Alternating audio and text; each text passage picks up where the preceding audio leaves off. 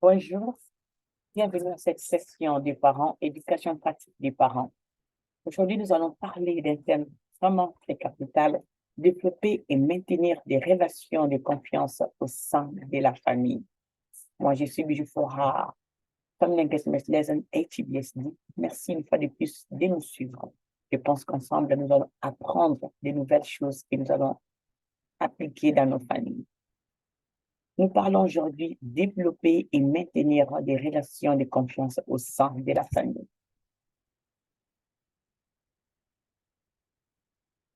Ça, c'est un proverbe de Dolores Couronne qui dit, dans une famille saine, la confiance est considérée comme un bien précieux, soigneusement développé et entretenu, comme les enfants et les parents les professent à travers les différentes étapes de la vie familiale ensemble. Nous allons voir dans, dans cette session l'importance de la confiance. Cette leçon a plusieurs objectifs, comme vous le voyez déjà. On va parler de comment aider les parents à comprendre qu'un individu développe un sentiment de confiance, principalement à partir du type de soin qu'il reçoit de la personne qui s'occupe de lui. Et encore, aider les parents à reconnaître la confiance en eux-mêmes. Si vous avez confiance à vous-même, vous allez aussi donner confiance à d'autres personnes, faire confiance à d'autres personnes. Aider les parents à identifier les éléments des relations parents-enfants qui établissent des liens de confiance. Ensuite, aider les parents à reconnaître que la confiance peut être et sera perdue des fois, mais il n'est jamais trop tard pour établir ou reconstruire la confiance. Enfin, on va parler comment aider les parents à prendre conscience des différentes transitions de vie qui peuvent perturber la confiance. Ce sont les objectifs que nous allons apprendre dans cette session. Merci une fois de plus de nous suivre. Je ne sais pas à quel moment vous nous suivez, mais merci si c'est le matin, merci si c'est le soir, merci. Ici, nous voyons des images, les images des enfants.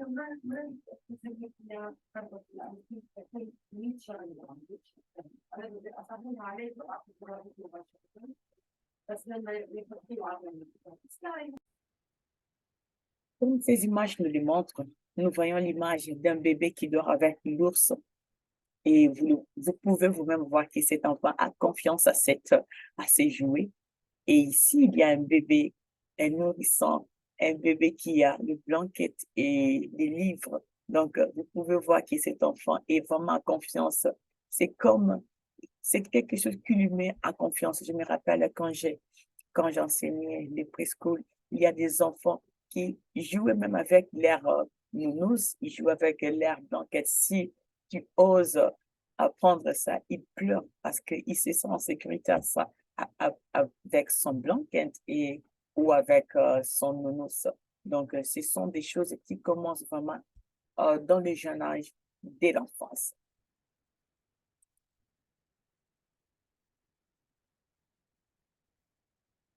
Temps de réflexion. Ici, c'est juste un petit temps de réflexion. Et il y a deux possibilités, il y a deux cas ici. Premièrement, dans votre tête, décrivez quelqu'un de votre passé. Donc, rentrez quelques années en arrière, décrivez quelqu'un de votre passé en qui vous aviez fait confiance. Comment vous senti? Vous avez quelques secondes de réfléchir et rentrer un peu en arrière, quelques années en arrière. Et une autre question, c'est pensez à un moment où vous n'étiez pas digne de confiance.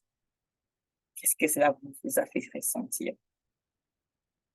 Vous avez la réponse vous-même, vous pouvez répondre à cette question. C'est juste pour vous donner l'idée à quoi la confiance peut ressembler. Le développement des stages psychosociaux, ce développement commence par la confiance et cela commence par l'enfance. À chaque étape de la vie, vous pouvez voir, il y a l'enfance, il y a les bébés, donc les nourrissons, le bébé, l'âge, la prématernelle, il y a l'âge scolaire, il y a l'adolescence, les jeunes adultes, l'âge moyen adulte et adulte. Donc, mais tout ça commence par la confiance. La confiance commence vraiment par, par un nourrisson. Un nourrisson, s'il n'a pas confiance en toi, il va pleurer. Vous allez vous demander, ce bébé pleure comme ça, pourquoi? Parce qu'il n'a pas confiance. Mais un bébé, un nourrisson qui a confiance à la personne qui prend soin de lui, il se sent à l'aise, il ne pleure pas. Donc la confiance commence dès le jeune âge, donc dès de, euh, depuis l'enfance. Cette image nous dit presque tout. Comment définiriez-vous la confiance? Premièrement, la confiance, c'est une relation sans peur. Ça, c'est vraiment la définition que nous pouvons donner à la confiance. Une relation sans peur. Vous n'avez peur de rien. Comme l'image nous montre, l'enfant l'enfant dit quelque chose à sa mère. Elle est confiante, elle est calme, elle explique, elle dit quelque chose à sa mère et sa mère, elle écoute. C'est aussi avoir une confiance réaliste en soi et en son environnement. Vous avez une confiance réaliste en vous-même et à son environnement. Et aussi connaître vraiment une autre personne. Parce que si vous connaissez la personne, c'est alors que vous allez lui faire confiance. Aussi pouvoir affronter en toute sécurité. Si vous avez confiance en quelqu'un, vous pouvez parler, même si la chose n'est pas vraiment, n'est plus pas la personne qui l'écoute, mais comme vous avez confiance en lui, vous dites la chose, mais en ayant confiance en la personne, en toute sécurité. Et aussi, sachez que vous pouvez exposer vos sentiments et vos émotions sans craindre des ridicules ou des condamnations. Il y a des fois où un enfant fait une bêtise, il s'est dit, si je dis ça à ma mère sera fâchée, ou bien mon père sera fâché, ou bien je serai ridicule, tant mieux. Il est préférable que je garde mon secret. Mais si l'enfant sait, même s'il dit ces bêtises à ses parents, les parents ne vont pas les ridiculiser. Donc, cet enfant aura confiance et cela sera facile pour lui de dire ses secrets à ses parents parce qu'il n'a pas peur d'être condamné ou bien ridiculisé. Où commence la confiance? C'est comme je l'ai dit, dès la naissance. Commence à la naissance et dans la petite enfance. Donc, comme le bébé là, cette image nous dit, donc, c'est le bébé qui prend son biberon, il a touché même les doigts de sa mère, il regarde sa mère tout droit aux yeux. Donc, la confiance commence dès la petite enfance, par les liens et l'attachement. Les nourrissons commencent à voir ce monde comme un endroit sûr et sécurisé. Et les personnes qui prennent soin de lui sont importantes, utiles, fiables dans sa vie. Vous allez constater, si vous amenez un enfant dans un lieu nouveau, il pleure parce qu'il n'a pas confiance aux gens qui sont là. Il n'a pas confiance à l'environnement dans lequel il est. Mais si l'enfant construit la confiance, il sera calme, il ne va pas pleurer.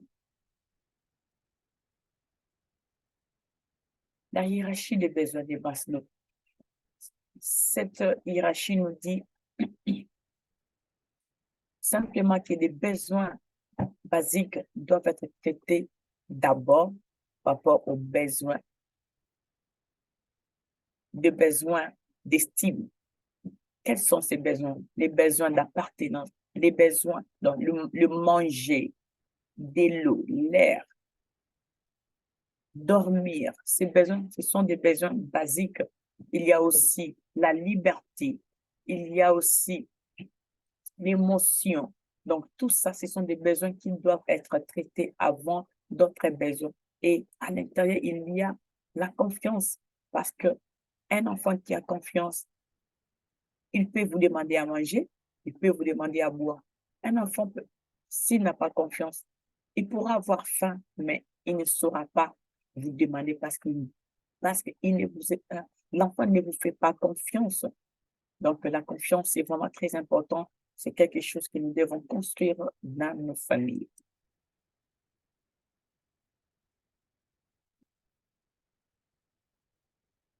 La confiance. Un enfant qui a confiance en lui-même, il est sûr. Il est prêt à prendre des risques. Ah, je vais essayer. Et ses parents aussi l'encouragent. Fais-le, tu pourras. Donc, un enfant qui a confiance en lui-même, il est prêt à prendre des risques. Plus autonome, meilleur il a l'estime de soi parce qu'il s'est fait confiance. Il dit, je peux faire, même si il essaie, ça ne marche pas, mais quand même, il a essayé et ses parents ou bien son environnement l'encouragent. Tu as échoué aujourd'hui, ça n'a pas marché aujourd'hui, mais c'est encore demain, tu pourras réussir. C'est ça. Plus de confiance en soi et aux autres. Quand vous avez confiance à vous-même, vous aurez aussi confiance à d'autres personnes. Plus honnête et ouvert. Un enfant qui a confiance en lui-même, il est honnête et il est ouvert. Plus apte à faire face au changement et à la perte. Vous osez quelque chose de nouvel, ça ne marche pas. Yeah, c'est l'être arrivé, mais vous ne serez pas découragé. Vous pouvez essayer encore parce que vous avez confiance et ça pourra marcher. Et les manques de confiance, ça crée la méfiance. L'enfant qui vit dans cet environnement voit le monde avec méfiance. Il a peur, il soupçonne, il est anxieux, il n'est pas sûr de lui-même, manque de confiance d'abord en soi-même et dans les autres. Il n'a pas confiance en soi-même et il n'a pas confiance aux autres. Faible estime de soi parce qu'il ne se fait pas confiance, n'est pas vouloir prendre les risques parce qu'il a peur d'échouer et difficulté avec les relations réciproques, il a peur que ça ne marche pas. Attitude suspecte, il suspecte tout le monde parce qu'il n'a pas confiance en lui-même et il ne fait pas confiance aux autres. Examiner les motivations des autres et rechercher les messages cachés. Donc, ce sont là donc la conséquence d'un enfant qui vit dans un environnement euh, qui, a, qui qui n'a pas confiance dans un environnement qui ne permet pas d'avoir confiance, de développer ses caractéristiques, ses caractères de confiance. Donc, c'est vraiment très important d'apprendre, de développer la confiance d'abord des soi et la confiance aux autres. Un enfant qui a confiance en lui-même, il pourra faire confiance aux autres. Construire des relations de confiance au-delà de la petite enfance. Comme je l'ai dit, la confiance commence dès le jeune âge, dès l'enfance. Faire confiance à l'enfant. Les parents aussi doivent faire confiance aux enfants, malgré leur âge, malgré leur attitude. Faire confiance à l'enfant, mais en même temps, faire aussi confiance à la nature d'un enfant. Les enfants font des erreurs et font de mauvais choix, par rapport à leur âge. C'est une partie naturelle de l'enfance. Mais les parents doivent encourager leurs enfants, même quand ils font quelque chose qui ne concorde pas, mais juste encourager l'enfant. Tu as fait ça, ça n'est pas bien, mais demain, ne fais pas encore ça, fais ceci pour que ça marche bien. De toucher l'enfant comme les bébés ici, c'est les bébés qui entrent dans les mains de sa mère, la chaleur, ils sont l'affection de sa mère, tout ça, ça crée la confiance.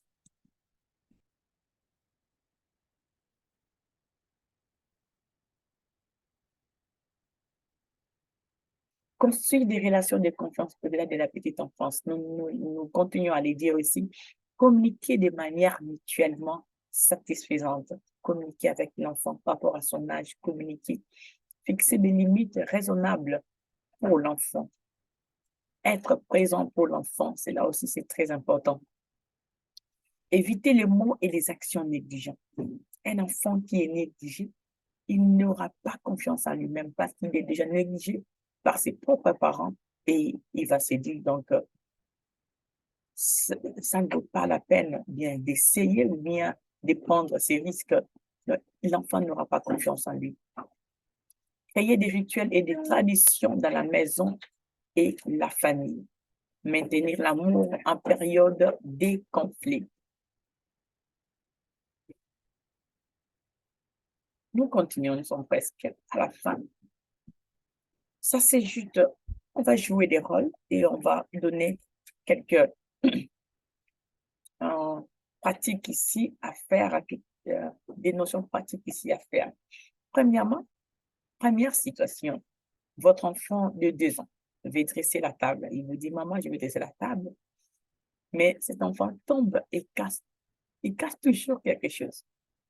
Vous allez dire à votre enfant de ne plus dresser la table, même si l'enfant vous demande. Non, je ne pense pas. Encouragez l'enfant à dresser la table, mais répétez merci. Merci de demander de dresser la table, mais fais attention, fais lentement, ne tombe pas, ne casse pas la tasse ou bien le verre. Fais lentement, ok, je te fais confiance. Et l'enfant aussi aura confiance en lui, il va faire lentement et quand il va finir, il sera content. Et deuxième situation, c'est votre enfant de 8 ans veut dormir chez un ami, mais il est toujours triste quand il est loin de vous, pendant la nuit. Il est content d'aller, mais quand c'est la nuit, l'enfant devient triste. Si c'est votre manière d'accepter que l'enfant aille dormir, encouragez l'enfant. Encouragez l'enfant. Si dans votre famille, vous permettez à l'enfant de dormir à l'extérieur de la maison, vous pouvez encourager l'enfant. Non, vous pouvez dormir. Et nécessairement, si vous avez confiance aux gens, bien aux personnes, là où l'enfant va aller dormir, non, tu peux le faire. Tu peux le faire. Juste ferme les yeux, dors et puis tu vas te réveiller demain. Et si ce n'est pas de votre culture de laisser vos enfants d'aller dormir chez un ami, juste dites à l'enfant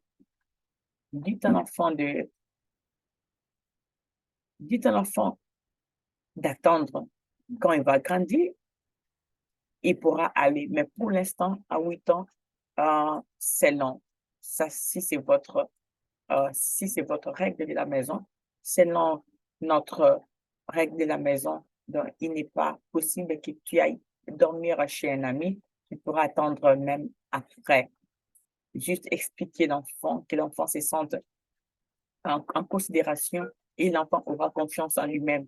Et troisième situation, c'est votre adolescent veut assister à une fête, mais vous craignez qu'elle ne soit pas correctement chaperonnée et que des boissons alcoolisées lui soient servies. Ça, il y a des options. Si vous permettez à votre adolescent d'aller assister à une fête dans une famille que vous connaissez bien, vous laissez votre enfant aller, mais rappelez à l'enfant de se souvenir qu'on ne prend pas d'alcool. Et vous dites que vous faites confiance à votre enfant, même si vous n'êtes pas là, l'enfant ne prendra pas l'alcool.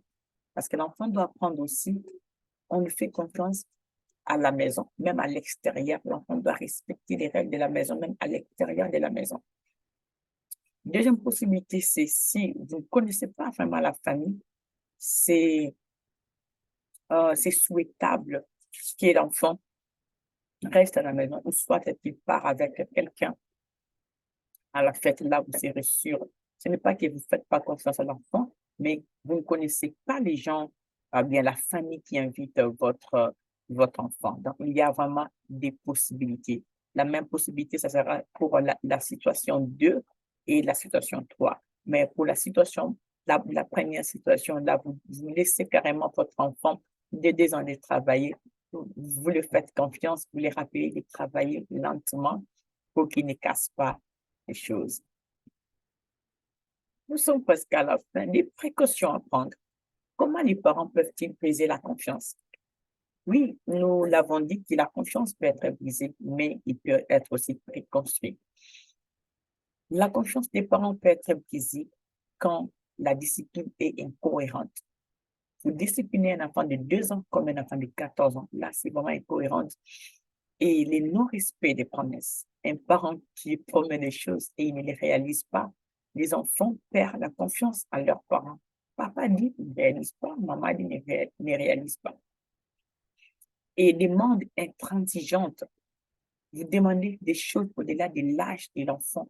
C'est pas, donc cela brise la confiance et les abus émotionnels par des mots injuriants, insultants, parler des mots, donc ça abîme. Donc ce sont des abus émotionnels. L'émotion de l'enfant est touchée. Et comment les parents peuvent-ils rétablir la confiance? Tout d'abord, prendre un nouveau départ, reconnaître que l'enfant a été touché et les parents prennent un nouveau départ, tenir sa promesse. Si vous avez promis quelque chose, faites un effort de le réaliser, faire la coopération avec l'enfant, donc remettre cette confiance par les bonnes paroles, par des dialogues et la discipline positive constante, discussion cool et recueillie, et aussi autoriser les erreurs pour parents-enfants. Donc, tout le monde fait des erreurs, même quand l'enfant fait une erreur, dites, tu as fait une erreur, mais tu peux arranger, c'est pas que c'est fatal. Donc, ce sont là comment la confiance peut être brisée et être rétablie. Et comment les enfants, ce n'est pas seulement les parents qui brisent la confiance, il y a aussi les enfants qui brisent la confiance envers leurs parents. Par des mensonges, mentir aux parents, garder des secrets importants. Un enfant qui garde un secret important aux parents, le parent n'aura plus confiance à cet enfant. Ne pas tenir ses promesses. Un enfant qui dit, maman, si j'ai fini l'école, je reviens à la maison. Et cet enfant ne revient pas directement à la maison, il part chez un ami et maman commence à chercher l'enfant. Les parents n'auront pas confiance à cet enfant. Et comment les enfants peuvent-ils reconstruire la confiance? Prendre un nouveau départ, comme nous l'avons dit pour les parents, tenir ses promesses. Si l'enfant dit, après l'école, je reviens à la maison, évidemment, l'enfant revient à la maison. Et les parents vont constater ces changements et admettre quand les erreurs se produisent. Communication ouverte. Par la communication ouverte envers leurs parents, et la confiance va revenir. Comment la confiance peut-elle être dangereuse et comment pouvons-nous communiquer à nos enfants? Oui, ça c'est très important. Nous l'avons dit, la confiance, avoir confiance en soi-même, avoir confiance en notre environnement, aux gens qui nous entourent. Mais sachons-le, il est important de dire ça, que nous ne devons pas toujours nécessairement faire confiance à tout le monde. Parce que il y a des choses, tout le monde n'a pas un cœur comme toi, parent. Donc, il ne faut pas être dans l'amalgame, mélanger toutes choses, mélanger tout et dire aux enfants, il faut avoir confiance, il faut avoir confiance. Oui, il faut avoir confiance, mais avoir confiance à qui? À une bonne personne, surtout un étranger, une personne que vous ne connaissez pas, dire à l'enfant clairement. Et ici, on nous dit comment que la confiance peut-elle être dangereuse et comment pouvons-nous communiquer à nos enfants qu'ils pouvaient être prudents. Donc, la confiance n'explique pas la prudence. Donc, l'enfant doit être prudent dans leur confiance, surtout avec un étranger ou en cas d'un comportement inapproprié. Même avec quelqu'un que vous connaissez déjà de longue date et la personne affiche un comportement inapproprié, là, à ces moments-là, vous devez être prudent. Et cette personne, nous sommes avec lui depuis plusieurs années, mais il n'a jamais fait cet acte. Pourquoi aujourd'hui il fait ça? Donc, dites aux enfants d'être confiants, d'avoir la confiance, mais être prudent aussi, surtout avec des étrangers, même avec des personnes avec lesquelles ils sont déjà habitués, mais quand il y a un comportement inapproprié, clair, donc l'enfant doit reporter. C'est important de dire ça aux enfants. Merci beaucoup. Je finis avec ces proverbes de Odin Carter. Il a dit, Il n'y a que deux durables héritages que nous pouvons espérer donner à nos enfants. L'un d'eux est les racines, l'autre les ailes. Donc, les enfants, les deux durables héritages que nous pouvons espérer donner à nos enfants, ce sont les racines, leur donner une éducation solide et les ailes, leur aider par l'éducation, par les études, à s'envoler, à aller plus loin. Et ces enfants vont dire, vont nous dire, quand ils vont grandir, ils vont dire merci papa, merci maman pour l'éducation, euh, pour votre façon de nous, pour vos conseils. Ces enfants seront beaucoup. C'était une joie de partager ces moments avec vous.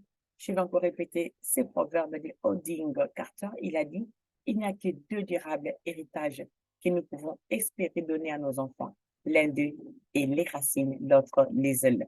Je suis Bujufora, Family Engagement à ETBSD. C'était une joie pour moi de partager ces moments avec vous. Je pense qu'ensemble, nous avons appris des choses que nous allons pratiquer dans nos familles pour maintenir la confiance dans nos familles. Merci une fois de plus.